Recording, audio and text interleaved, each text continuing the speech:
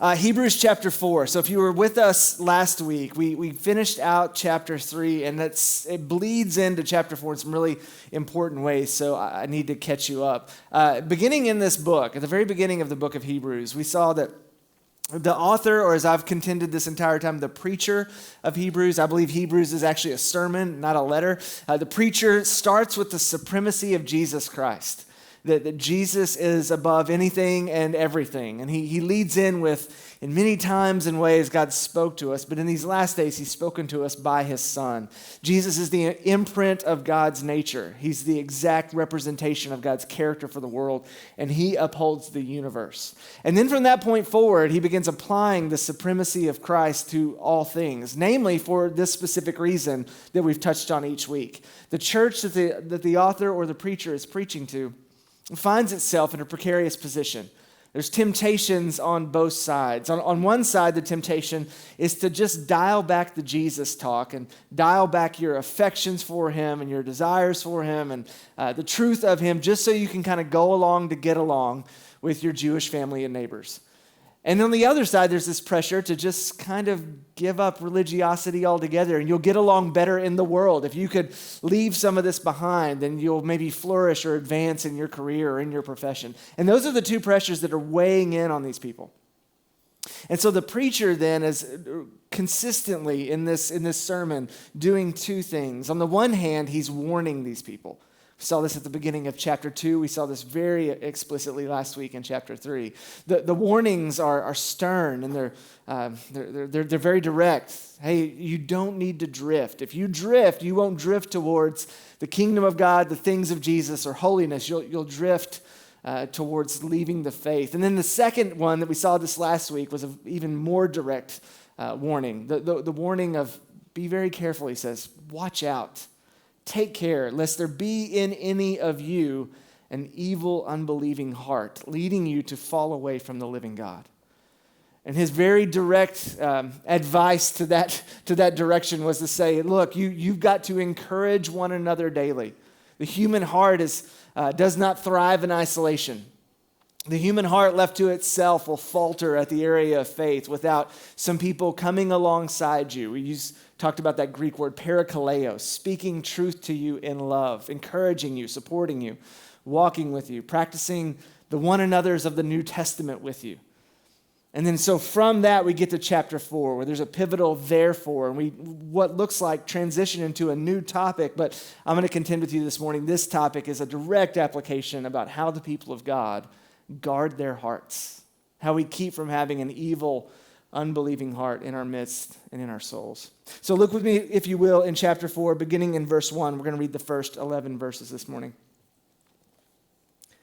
Therefore, while the promise of entering his rest still stands, let us fear lest any of you should seem to have failed to reach it. For good news came to us just as to them, but the message they heard did not benefit them, because they were not united by faith with those who listened. For we who have believed enter that rest. As he has said, as I swore in my wrath, they shall not enter my rest. Although his works were finished from the foundation of the world. For he has somewhere spoken of the seventh day in this way, and God rested on the seventh day from all his works. And again, in this passage, he said, they shall not enter my rest. Since, therefore, it remains for some to enter it, and those who formerly received the good news failed to enter because of disobedience, again he appoints a certain day, saying, today, through David, so long afterward, in the words already quoted, today, if you hear his voice, do not harden your hearts. For if Joshua had given them rest, God would not have spoken of another day later on. So then, there remains a Sabbath rest for the people of God. For whoever has entered God's rest has also rested from his works as God did from his. Let us therefore strive to enter that rest so that no one may fall by the same sort of disobedience. This is the word of the Lord. I don't know if you guys have this, but I have my my $1 million idea that in the off chance that I'm ever stuck in an elevator with a very wealthy investor, that I can pitch them this idea and kind of set myself up for the rest of my life. So I'm gonna pitch it to you guys this morning just to kind of try it out and rehearse it. And again, the off chance that I get that opportunity one day in the future. So here it is, my big, multi-million-dollar scheme that I'm going to craft one day. I call it Snooze Time. And don't laugh. It's called Snooze Time, and it's an app for your phone. And so if you can conceptualize this, it's an app for your phone that combines Uber and Airbnb, but instead of like getting someone to give you a ride or someone giving you a room in their house for the night, it's just someone giving you a place to lay down and take a nap. It's a great idea, right? So, and it's a subscription service in my mind because you just pay like $9.99 a month, and then anytime when you have 30 minutes, 45 minutes, no matter where you are, you can open up Snooze Time and it'll pull up your location and your map, and you'll see anyone and everyone around you who's willing to give you a space to lay down. And so instead of like a room in a house, think about this. Like you're at Costco and your wife's gonna go, walk through the aisles, fellas, and you're like, you know what? I'm gonna go check out the optometry area and maybe get an eye appointment because we're gonna be here a while. But Snooze Time says that the guy in the mattress section, in between the aisles, has set up a mattress, and you can crawl in there and crash for 30 minutes. I would do that, right? If you live near a daycare or a preschool, cash cow. Like every time someone drops a kid off, they're going to be like, hey, who around here will give me 30 minutes to lay down and take a nap? If you're near an office complex that has like a high rise, and I mean, just think about the possibilities. You guys aren't convincing me that you're bought in, but I'll be taking investors after the service, by the way, out in the lobby. So here's the reason why I think this thing will work. Because in pastoral ministry, especially for the past 3 or 4 years, I've noticed a pretty consistent theme amongst the people, both in our church, in our community, in our world, that I try to connect with and know and love and serve. We're exhausted.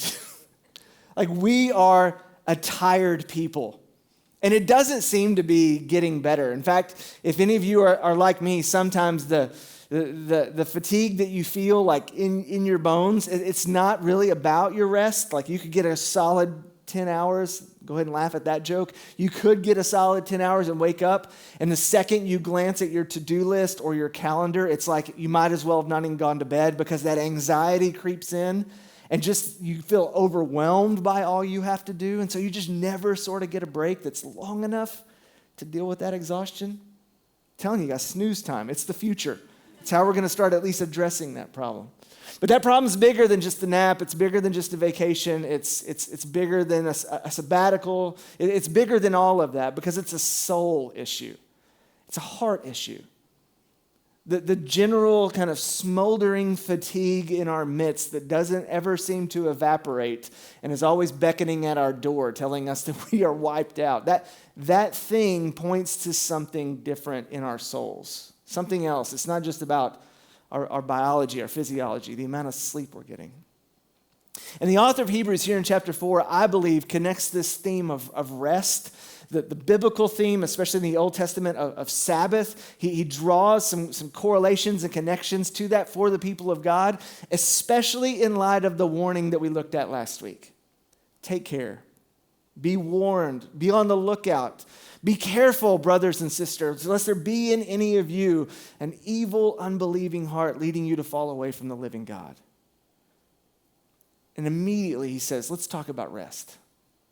Let's talk about the fatigue of our souls that gets us to that place where our hearts are so off track that the potential exists for us to walk away from the faith. And so I want to show you a few things from chapter 4 this morning, 3 things from these first 11 verses about the way that the author of Hebrews or the preacher of Hebrews teaches us about rest. I want to show you first off the purpose of rest. And I love the varied ways that he comes at this issue. 3 or 4 different references to the Old Testament, all of which come from very odd places it seems, but teaching us about the purpose of rest. Secondly, the pathway of rest. What patterns, what habits, what ways of life do we need to adopt if we're going to find rest? And then lastly, the person of rest, because rest is ultimately about a person. Rest purpose, its pathway, and its person. Look back in chapter 4, verse 1 this morning. I'm going to show you about the purpose of rest. There's three things that I think that the author does here, three different quotes. And if you were to just zoom out on this passage, you would see enter his rest, enter his rest, enter his rest, enter his rest over and over and over again. I think it's 10 or 11 times in these 11 verses, the author makes that phrase known. And if you've had any experience with great preachers in the black church, you've caught on before about good preaching rhetoric that kind of uses the same point and the same motion and the same cadence to kind of tell you what they're talking about. That's what the author of Hebrews is doing here. Enter his rest, enter his rest, enter his rest. But bound up in that, we begin to see the purpose of it here in verse 1. Therefore, pointing back to chapter 3 and what we looked at last week. Therefore, while the promise of entering his rest still stands, let us fear lest any of you should seem to have failed to reach it. For good news came to us just as to them. Who's the them? We talked about this last week. Chapter 3 quotes two places, or really one place that is quoting another place. Chapter 3 quotes Psalm 95. Psalm of David, where David invites the people of God to worship the God of all glory. But then at the end of that psalm says, but let us not be like the children of Israel. Back in Numbers 14, who found themselves on the precipice of the promised land, but disbelief crept in. They did not believe God at his word that he would provide for them or care for them, and instead they believed the testimony of the 10 people sent in, and they chose not to go into the promised land. And so therefore God was frustrated with them. His wrath was poured out on them. They wandered in the wilderness. So the author here points back to that. And again, we're starting to see that rest is not just about catching a break. In this instance, rest is an act of spiritual formation. This reference back to the children of Israel who would not rest in the truth of God's word. They would not find rest in his provision and his care for them. They were not being formed spiritually by what God had promised them. So he says, therefore, as that promise is still available to us, let us fear, lest any of us also fail to do it. Let us put into some practice the act of Sabbath rest. Why? Because a heart that cannot find rest is a heart that is going to trend towards unbelief. A heart that cannot be anchored in the rest that is on offer for us in the purposes and the promises of God won't find rest anywhere. Rest is trust in God. It's a declaration that you believe that he can and will provide for you, that he will be for you who he says he will be for you. And that's the place where rest is located. That's why finding the time to practice Sabbath, finding the time to actually rest is an act of spiritual formation. It's an act of having our souls directed in a particular orientation towards the person of God and the truth of his word. Rest is always about our hearts and our souls. But the author doesn't end there. He references another passage of scripture there at the end of verse 3 and into verse 4. And he shows us that rest is not just about having our souls formed. Rest is actually how the world was created. Rest is an institution of creation.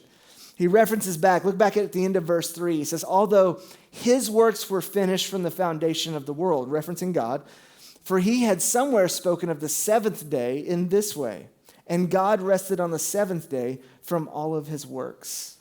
Now, we don't have time this morning to flip all the way back to Genesis 1 and 2 and unpack all of it, but let me do my best to kind of synthesize what's happening there. When the story of creation is told, 6 days God creates. And on the sixth day, a lot of people have just kind of uncritically adopted this statement. On the sixth day, God did his crowning achievement of creation by creating mankind. And it's very, anthropocentric, that we're the center of creation. But the high point of creation is the seventh day. It's the day where God, in observing all that he had created and the way that he had founded this creation, the cosmos, invites Adam and Eve into this rest. And behold, he said, it is very good. And so rest then is a part of the fabric of creation. It's the way the world was made. The world was not made to be worked 7 days a week. 24/7 is not the pattern of the world. 6 days, and on the seventh day you rest. Beholding is a good thing. Stepping back and observing as God does. It's a way that the world was woven together. In the very fabric of creation is this idea of rest. which also means, as you could see, like in the rest of the first 5 books of the Old Testament, following the land, letting the land rest is a good thing. It's the way God made creation to work. But rest is also the rhythm of human existence. So Adam and Eve are made, and they're formed by God. And upon being formed by God, one of the first things that God says to them is, okay, you have a commission. Be fruitful and multiply. Tend the garden. Cultivate the creation itself. I'm setting you down in this garden to have it bring forth the fruit that I intended. But before they even are able to start doing that job, they're called into rest. So the very rhythm of human existence is formed by the fact that we are meant to work out of our rest, not work and then rest. Rest is the beginning, and then work flows downstream from that. A people who are known by God, observing his good creation, sitting in his presence, being found in him and by him, relating to him, who then launch out into their vocation is the way that God designed the world to work, and you to work. That you would not be working for an identity, you would be working from an identity. That your placement in this world was purposeful and it was meant to bring forth fruit, but you only know that by being rooted and found in your Creator. And lastly, rest was meant to be a reflection of the image of God into the world. Adam and Eve, we're told in Genesis 1, are made in the image of God, stamped with God's image, sent out into his creation to reflect him into creation. And we reflect God's nature whenever we rest. This is meant to be a differentiating feature in the life of a human being in a work-obsessed world. How do people know that we're followers of Jesus? How do people know that we're people of the book? How do people know that we believe what we say and we say what we believe? We're a people who rest because our God rested. And not because he was exhausted. That's why he's God. He did it because that's the way he designed the world to work. That's the rhythm with which he set human beings to operate. And when we rest, we reflect God. So what is the purpose of rest then? It's spiritual formation. It's an institution of God's creation. But also rest is a declaration of liberation. Now forgive me, y'all. I know I did a lot of alliteration this week. It's like a dad joke. I can't help myself when I get in the flow. And that's what Hebrews is doing here, so I'm just trying to do that for y'all. But it's a declaration. Rest is a declaration of our liberation. That's what happens in verse 8. When the author of Hebrews says, so Joshua, it just skips forward to a whole different book of the Old Testament. Joshua spoke up. God spoke to Joshua as though there was a day of rest into the future, meaning that when the children of Israel went into the promised land, the place where they were going to find rest, the ultimate rest that God spoke of would not be found there, but it was meant to be a signpost pointing to something into the future. So when Joshua was leading God's children into this promised land, there was a way of them practicing rest so that they could show the world what? We're no longer slaves. We've been freed by Yahweh. We've been released by our Creator. We're no longer in Egypt being told to make bricks without straw. We're no longer a people who are commanded by Pharaoh. The oppressive regime of a system that says that some people are just meant to grind it out and die and some people are meant to benefit from that. That's not true. Their act of practicing Sabbath was a way of telling that to the world, of exclaiming, we are a people who have been freed. We're a people who are not defined by what we produce. My identity is not found in how hard I work. And to a work-obsessed world, we refuse to bow down to that way of life. We refuse to be a people who believe that the power that we've accrued by the things that we've produced defines us as persons. Rest was meant to be a declaration of liberation. I read an article several years ago by a Jewish lady named Judith Shulevitz, I think was how you say her name.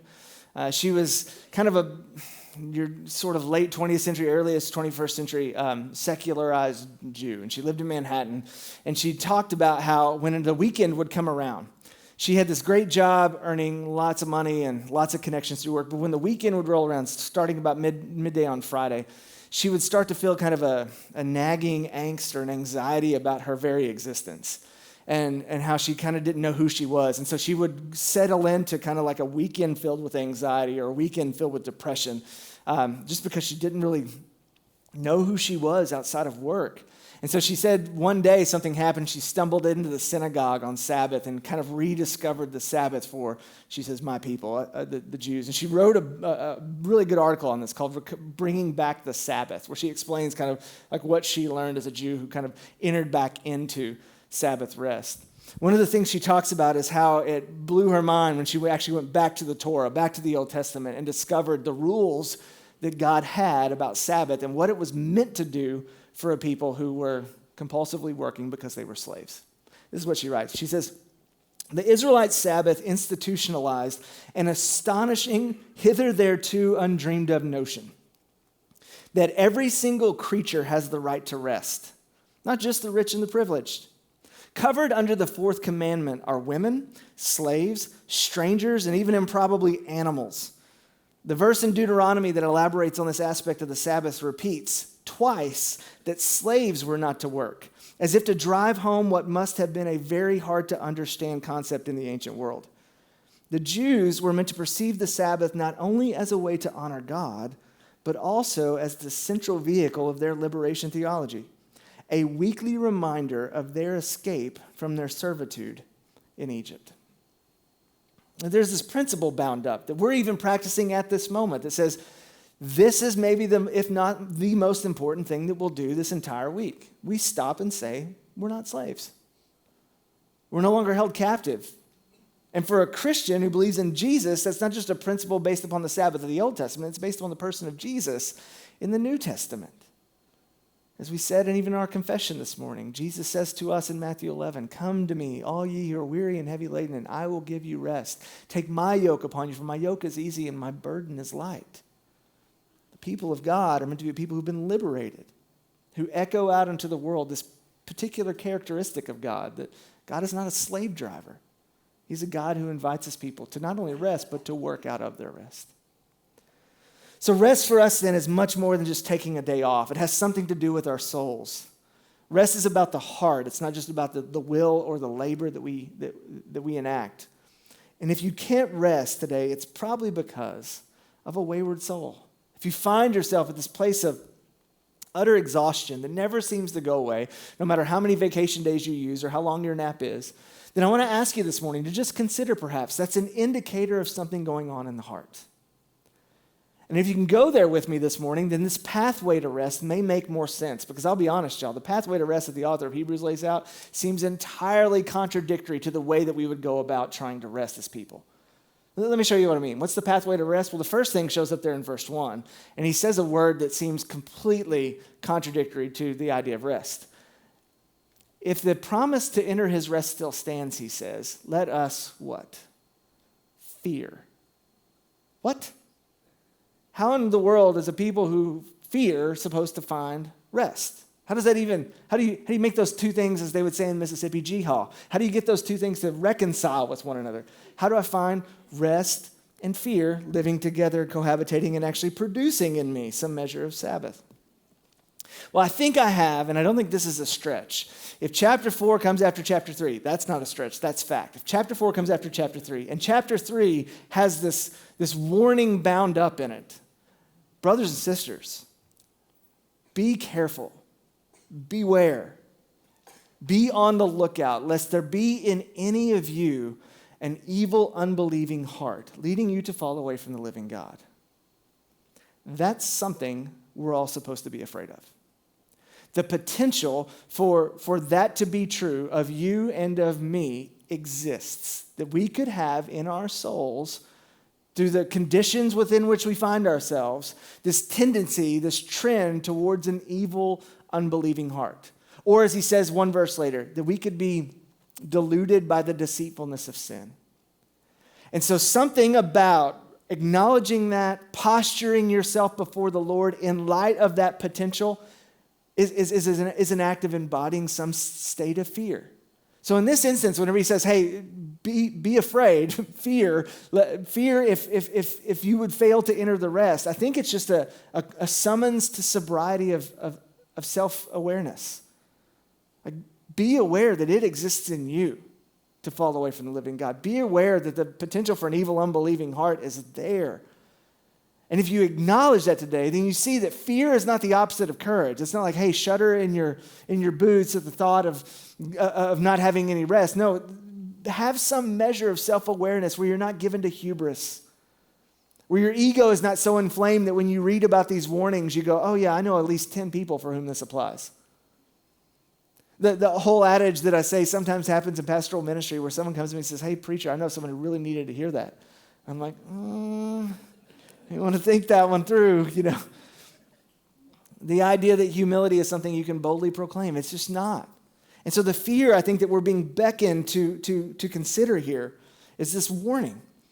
Here's as plain as I can lay it out. What the author of Hebrews, I think, is trying to tell us here is that if the people who saw the plagues in real time, if the people who saw the Passover in real time, if the people who crossed the Red Sea as it collapsed on their enemies fell away, if those people just 40 days later on the edge of the land that was promised to them after God had conquered their enemies, looked at the promised land and said, no, that's too scary. Besides, I think God just wants to kill us. If those people came to that conclusion, then I think any of us have that same potential within us. So when he says, you still have the promise of rest, what's he saying? Be afraid, though. Be afraid, because if you allow your ego to go unchecked, if you allow your self-righteousness to just fester and boil over, you'll stand on the edge of the promised land and go, yeah, there's some scary stuff out there, and I'm not sure God's with me anymore. I think that's the fear he's talking about.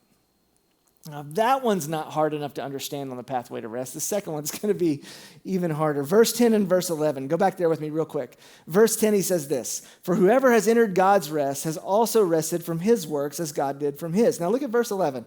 Let us therefore strive to enter the rest. Is there a contradiction there, or is it just me?